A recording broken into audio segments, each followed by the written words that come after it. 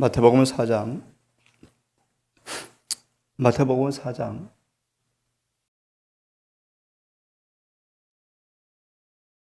인간이 타락한 이후에 진리는 인기가 없었습니다. 그래서 당시에도 인기가 없었고 현 시대도 마찬가지이다. 여러분, 예수님 초림 때 들으셨죠? 바리새인과 사두개인은 항상 다투었다. 이 바리새인들이 사두개인들이 주님께 논쟁을 걸어옵니다. 잠깐 생각하고 본문을 보겠습니다. 인간의 타락하는 본성이 얼마나 더러운지를 보십시오. 예수께서 하신 말씀의 의미를 깨닫고 알아차렸지만 그들은 예수님에 대한 시기와 질투에 눈이 멀어서 성전세 문제로 예수를 함정에 빠뜨리려고 의인인 체 하면서 예수께서 얼굴을 알아보지 못하는 젊은 바리새인을 대표자로 보내어서 마치 아첨하는 것인 양 예수를 시인한 다음에 함정에 빠뜨리기 위해서 예수를 논쟁하는 그 성격을 그들을 보십시오. 얼마나 본성이 악합니까? 그런 본성은 진리와 원수입니다. 원수. 오늘 바리새인을 볼 텐데요. 어떻게 바리새파가 생겼는지, 어떻게 예수님의 공생애 가운데 발걸음마다 바리새인들을 통하여 마귀가 주님을 괴롭히는 대리자가 되었는지,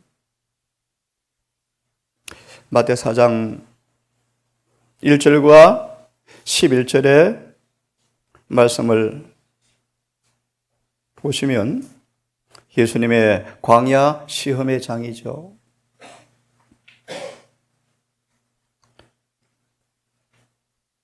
너무 잘 아시는 것처럼 예수께서 광야 시험을 이기신 유일한 병기, 무기는 무엇이었습니까? 기록되었으되라는 말씀이었는데요. 4장 1절 11절 주석으로 바로 교훈을 좀 보려고 합니다. 배도적 세력의 모든 힘을 다 교합하여 예수님을 공격하였다. 사단의 회에서는 그리스도를 정복해야 한다고 결정하였다.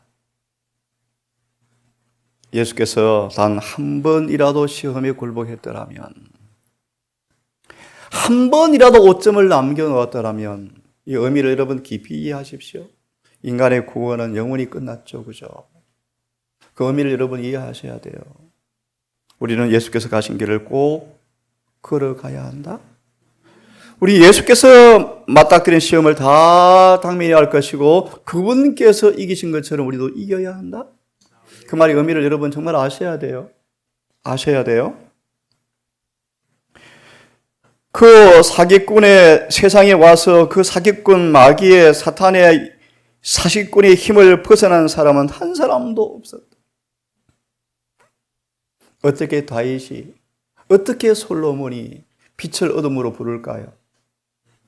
여러분 잘 이해하고 들으십시오. 어떻게 솔로몬과 다윗이 빛을 어둠으로 부를 정도로 눈이 어두워졌을까요? 사단의 끈질긴 노력의 결과였답니다, 여러분. 예? 온 유대 교회가 예수를 대적합니다, 여러분. 악의 모든 연합 세력은 그분이 걷는 인생길에 배치되어서 그에게 싸움을 걸어와서 할 수 있는 대로 그를 이기려고 하였다. 여러분 성경을 어떻게 연구하십니까 정말? 어떻게 영적으로 진보를 하십니까? 빛이 점점 밝아지고 있습니까? 여자의 후손과 뱀의 후손 사이에는 가장 맹렬하고 뿌리 깊은 적개심이 놓여 있었다. 용이 지금 남은 교회를 분노합니까? 용이 여자에게 돌아가서 여자의 남은 자손을 분노합니까? 여러분을 분노합니까?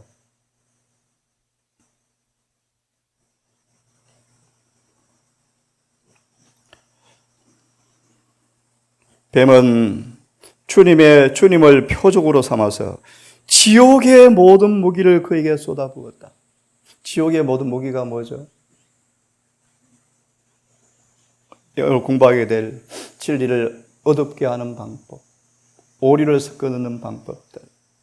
느헤미야 9장의 말씀, 유대인들의 운명은 결과는 진리를 버리고 사람들의 가르침을 따라간 확실한 결과였다.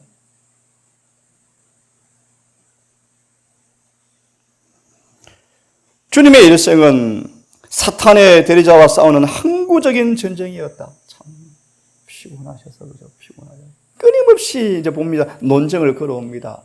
바리새인들이 논쟁 끝나니까 누가 다가옵니까? 사두개인들이 찾아옵니다, 여러분. 사두개인의 특성을 여러분 아십니까? 헬라 문화를 그대로 다 받았습니다. 그래서 만든 이론이 뭐죠? 부활이 없다는 것입니다. 부활이 없다. 사실은 구약 성경을 거의 다 믿었지만 사실은 자유주의였습니다. 무신론 자에 가까운 사람들이 사두개인이 있대요. 들어보실래요? 그런데 사두개인들이 전부 목사들이었어요. 그 당시. 제사장 권력이 전부 사두개인들이 차지했어요. 일반 사람들의 신앙을 누가 좌지우지했죠? 바리새인들이요. 그 중에 한 파가 에세네 파였죠. 침례 요한에 속한 파였죠. 늘 그들은 논쟁했습니다. 자, 계속 조금 더 보고 말씀을 진행합니다. 사단은 하나님의 아들을 대항하여 배도의 모든 힘을 총동원하였다. 누구의 힘을 동원하였습니까? 그의 대리자들이죠. 대리자, 바리새인들요, 사두개인들요, 거듭나지 않은 불순종의 자식들요. 계시록 2장 9절, 3장 9절에 나오는 사탄의 회, 교회 안에 있는 말씀대로 안 살아난 사람을 통하여 끊임없이 괴롭혔죠.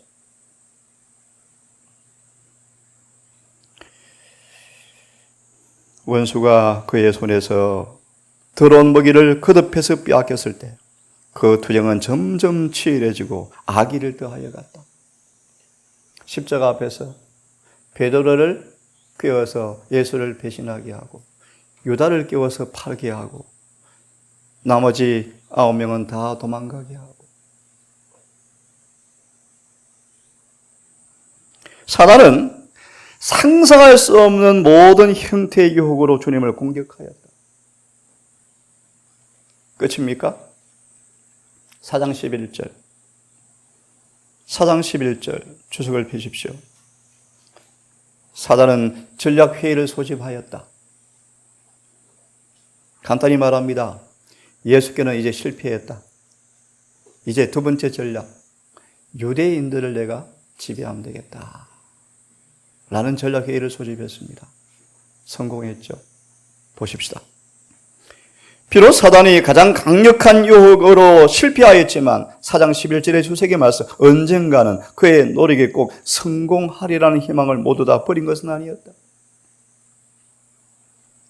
사단은 예수님의 봉사의 시기를 내다보고 그때 그의 간교한 술책을 걸어서 볼 기회가 오리라고 생각하였다. 사탄은 여지없이 패배하여 어쩔 줄을 모르고 그 자리에서 물러나오자마자 몇 가지 계획을 새로 세웠는데 그것이 무엇입니까? 하나님의 택하신 백성, 유대인들의 이해력을 어둡게 하여 그들이 그리스도를 세상의 구조로 알아보지 못하게 하는 계획을 새로 세웠다는 것입니다. 사단이 지치고 피곤해서 남은 교회한테는 일을 안 하고 있습니다. 아마 사단이 자고 있겠죠.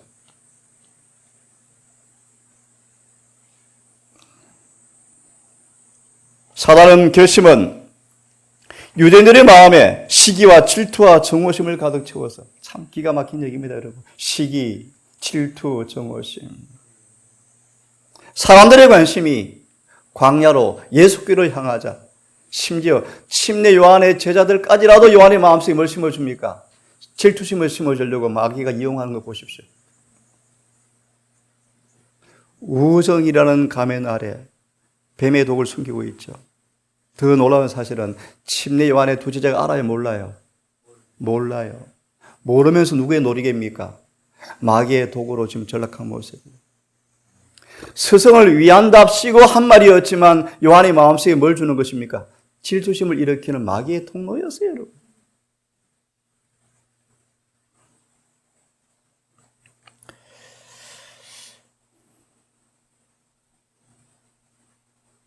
자신들의 교권 제도가 무너질까 두려워서, 사람들의 신임이 깨어지는 게 두려워서 예수를 시기하고 질투하였다. 기가 막힌 말씀이죠. 시기와 질투와 증오심을 가득 채워서, 특히 여기 언급 안 되었으면 이기심. 인간의 본성은 이기심이죠. 다 욕심대로 살려, 욕심대로요. 양보 안 하죠. 그 이기심을 또 다르게 미화하죠, 미화. 예를 보면 한떼기 땅 가지고 싸우죠, 사람들이. 멸망의 경계선에 서 있으면서. 이기심이 그렇게 무서워, 이기심이요.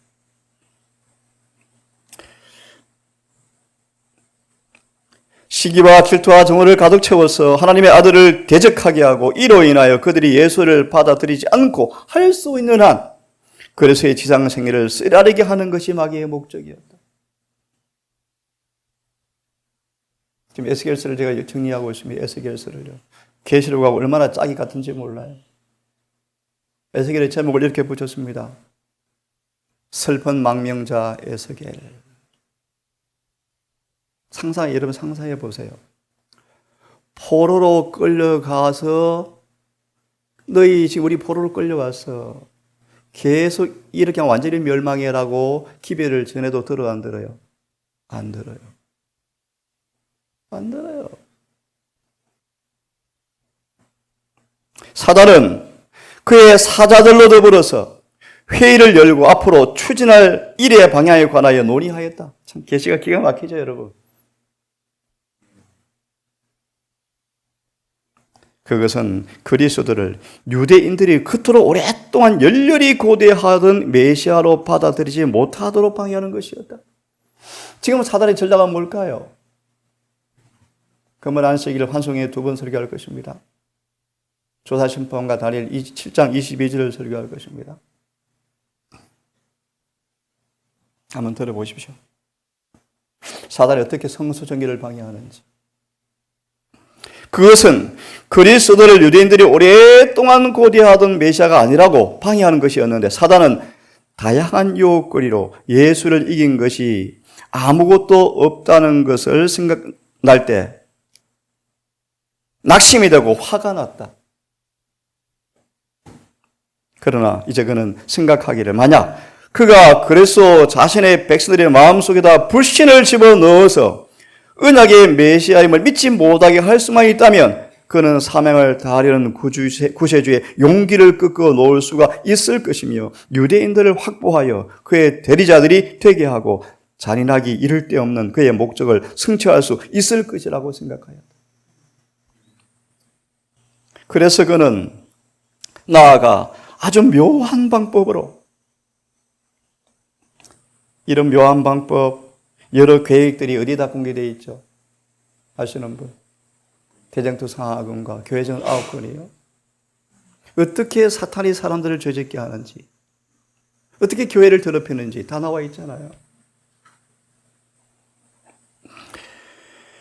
이 묘한 방법으로 일함으로써 그가 직접 시도해 보았지만 성공하지 못했던 것을 술책을 써서 성취해 보려고 애를 썼다.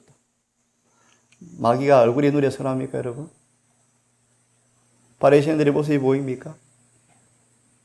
예수를 함정에 빠뜨리는 논쟁을 거는 바리새인들의 모습을 보십시오. 얼마나 더럽고 유치하고 괴사하고 기만적이고 사악합니까? 그것이 우리의 본성이, 우리의 본성, 우리의 모습이라는 것입니다. 고린도후서 4장을 펴십시오.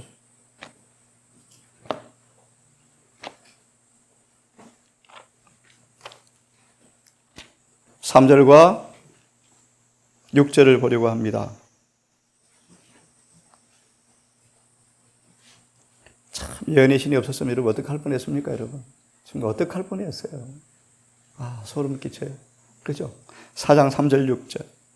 만일 우리 복음이 가리웠으면 망하는 자들에게 가려운 것이라. 예, 운명 지어진 백성으로 온 유대 교회가 멸망하잖아요.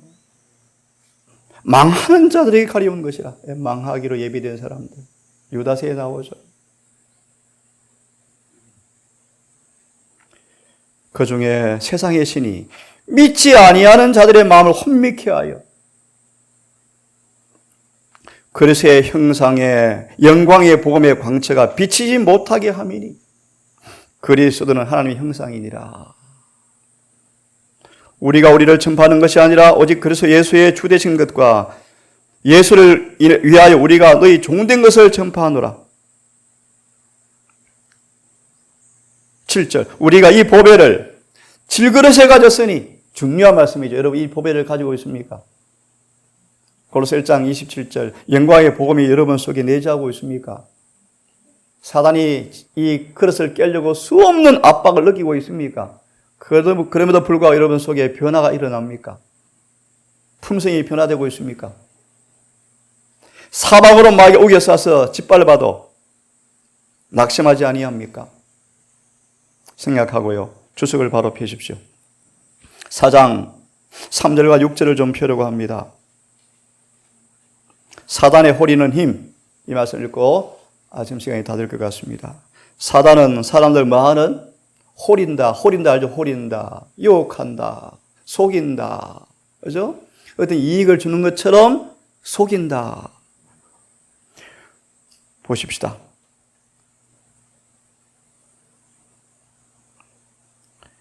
두 번째 문단부터 보면 좋겠네요. 죄 때문에 인간은 하나님의 생명에서 분리되어 왔다. 그의 영혼은 죄의 창시자인 사탄의 음모로 인하여 마비되었다. 여러분 성령의 조명이 없이는 다 속습니다. 영혼은 마비되었다. 혼자 힘으로 잘 들으십시오. 죄를 깨달을 수도 없고 무슨 얘기 여러분 정말 무슨 얘기 여러분 혼자 힘으로 절대로 죄를 못 깨달아요.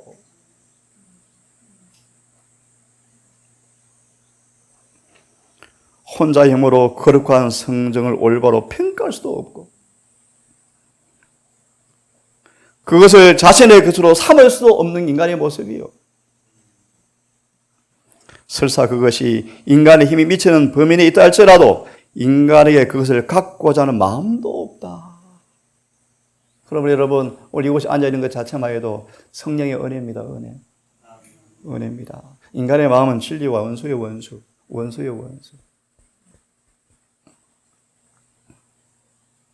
마저 들으십시오.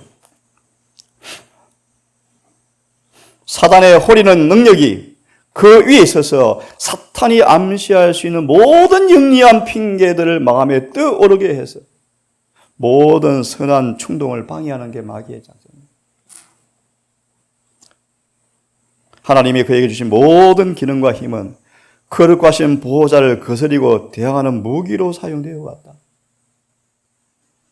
그러므로 하나님께서 그를 사랑한다 할지라도 하나님이 주시고 싶은 선물들과 축복들을 그에게 안심하고 나누어 줄 수가 없다. 그런 하나님은 사단에게 패하지 않으실 것이다. 그는 아들을 세상에 보내셨고 인간의 모습에 인간의 성정을 취하심으로 그분 안에서 신성과 인성이 결합되었고 인간을 향상시키사 인간의 윤리적인 가치를 하나님과 같은 동급에다 올려놓으셨다. 기가 막힌 얘기입니까 여러분? 인간의 본성을 속량하셨다. 한 번도 저를 안 진 것처럼 만드시고 우리 안에 신생의 힘을 불어넣으셔서 하나님과 동급으로 만들어 놓으시고 싸우게 하셨다. 기가 막힌 얘기입니까? 하나만 다시 말 예수의 마음으로 창조되어지며 예수의 마음으로 변화되어지며 거듭나며 사단과 저를 이기는 것이 어떻게 될까? 마쳐 읽습니다. 인간의 구원을 위해서 다른 길이 있을 수가 없다. 나를 떠나서 너희가 아무것도 할 수 없음이라고 하신다. 그리스도 곧 그리스도를 통해 선한 생명의 셈이 인간의 성정에다 생명을 줄 수가 있고 그의 취미를 바꾸어 놓을 수가 있고 그의 애정을 하늘로 흘러가게 할 수가 있다. 신성과 인성의 결합으로 그리스도는 이 혈액을 밝게 할 수가 있었고 생명을 주시는 그의 성질을 허물과 죄로 죽은 영혼 속으로 주입시킬 수가 있으셨다. 바리새인들은 슬픈 얘기입니다. 사단의 대리자가 되었습니다. 왜 그랬을까요? 내일부터 봅니다. 그들은 위선자였죠. 그들은 교만한 사람이었죠. 그들은 껍데기를 좋아했죠. 경건의 능력을 싫어했죠. 세상은 자아 숭배자들이었죠. 고집이 센 사람이었죠. 오늘도 하나님의 성령께서 우리의 마음을 열어주기를 바랍니다. 진리를 진리 그대로 보게 되기를 바랍니다. 이 남은 교회를 바라보시면서 왜 울며 탄식하는 사람 이마에 표하라는지 의미를 이해하시고 곡해하지 마십시오. 제가 보조가지만 정말 그런 마음이고 영혼들을 깨워야 합니다. 저와 여러분의 삶이, 여러분의 입술이 비록 적은 모습이지만 그런 역할을 충실히 감당하여 이 시대 진리의 수호자로 무너진 데를 다시 이렇게 세워서 사람들이 거할 만한 곳이 되게 하는 성전 건축가로 모두가 우뚝 서기를 간절히 바랍니다. 기도합시다.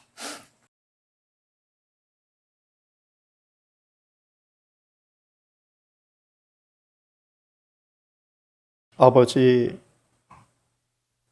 마치 운동장의 경기를 보는 관중처럼 대쟁투를 보면서 성경 역사를 보면서 우리 시대에는 아무 일 없는 것처럼 방관하고 안이하고 태만하게 살아가는지 모르겠습니다.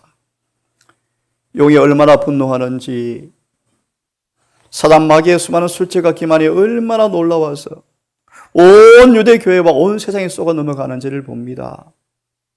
오늘도 수억의 사람들이 성경 앞에 눈물을 흘리지만 사단에게 속아서 거짓 것을 진리처럼 믿는 사람들이 얼마나 많은지 봅니다.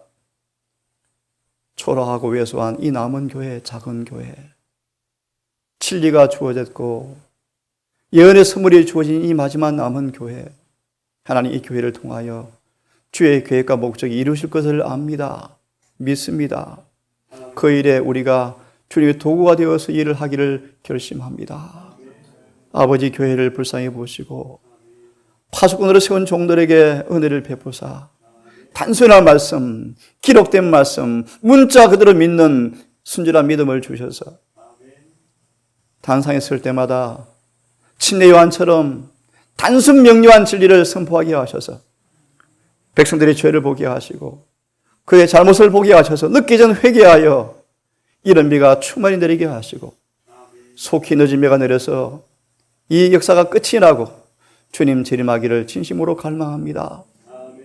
이 작은 동산교회를 불쌍히 보시고 이곳에 우리 모든 구성원들이 사탄이 막을 수 없는 복음의 능력을 경험하여 육체를 이기고 세상을 이기고 사단을 승리하는 승리의 노련한 장군들이 되게 하셔서 이 작은 경험을 통하여 큰 소리 외침이 이루어질 때 온 세상에 나가서 마지막 주의 오심을 선포하는 기별자들이 되게 하셨다가 합의하시면 아버지 살아서 주의 성천을 맛보기를 원하옵고 허합의하시면 왈데인센처럼 이곳으로 저곳을 끌려다니면서 순교당할지도 모르지만 스데반처럼 영광스럽게 해 주시옵소서. 오늘 하루가 시작이 되어집니다. 아버지, 이 무더운 여름날 일태일하는 우리 모든 가족들 용기를 주시고 지치지 않게 하시고 하늘을 잃어버리지 않게 하시며 하늘 심판을 잃어버리지 않게 하시며 오늘도 주와 함께 동역하며 동행하며 성령의 변화시키는 경험에 승복하는 하루가 되게 해 주시옵기를 예수님의 이름으로 기도드리옵나이다.